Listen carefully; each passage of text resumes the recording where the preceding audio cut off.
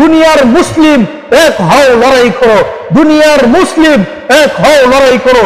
তাম দুনিয়ার মুসলিম যখন এক হবে, তখন ইহুদিরা, খ্রিস্টানরা, বৌদ্ধরা, দুনিয়ার সব বিধর্মী যারা রয়েছে সকলে মুসলমানদের কাছে হার মানাবে। দখলদার, গণহত্যাকারী অবৈধ রাষ্ট্র ইসরায়েল খুবই দ্রুত সময়ে ধ্বংস হয়ে যাবে ইনশাআল্লাহ। যারা আল্লাহর জমিনে রক্ত জড়িয়েছে, যারা মসজিদুল আকসা অপবিত্র করেছে, যারা হাজার হাজার ফিলিস্তিনের শিশুদেরকে হত্যা করেছে, যারা মুসলিম জাতির হৃদয়ে আঘাত দিয়েছে, তারা মানবতার চরম শত্রু। তারা এই দুনিয়ার অস্তিত্ব থেকে তাদেরকে সম্পূর্ণভাবে অবৈধ হিসাবে তারা এই দুনিয়ার মধ্যে বসবাস করছে। আজ ফিলিস্তিনের মুসলমানরা কাঁদছে, শিশু মুসলিম ভাইদের রক্তে গাজা রঞ্জিত হয়েছে। মুসলিম উম্মাহর হৃদয়ে বুক ফাটা কান্না। তথাকথিত বিশ্ব সভ্যতা আজ নিশ্চুপ হয়ে আছে। পশ্চিমা মোড়লরা মুসলিমদের বিরুদ্ধে যুদ্ধের দামামা বাজিয়েছে। আজকে তাম দুনিয়া মুসলিমরা তাকিয়ে আছে ফিলিস্তিনের দিকে।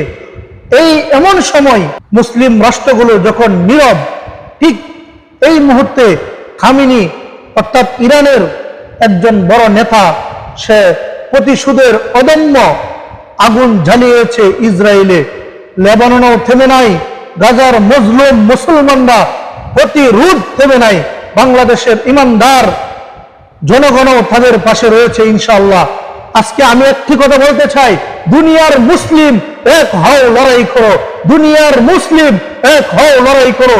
তাম দুনিয়ার মুসলিম যখন এক হবে, তখন ইহুদিরা, খ্রিস্টানরা, বৌদ্ধরা, দুনিয়ার সব বিধর্মী যারা রয়েছে সকলে মুসলমানদের কাছে হার মানাবে।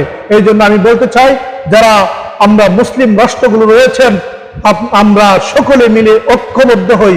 যখন আমরা ঐক্যবদ্ধ হতে পারবো, তখন আমাদের কি করণীয়, এই করণীয় বিষয়ে আমাদের করণীয় হলো, তখন মুসলিম উম্মাহ যখন ঐক্যবদ্ধ হবে, তখন বাতিল শক্তি লা ইলাহা ইল্লাল্লাহর ডাকে তারা পালানোর জন্য রাস্তা কোনো খুঁজে পাবে না।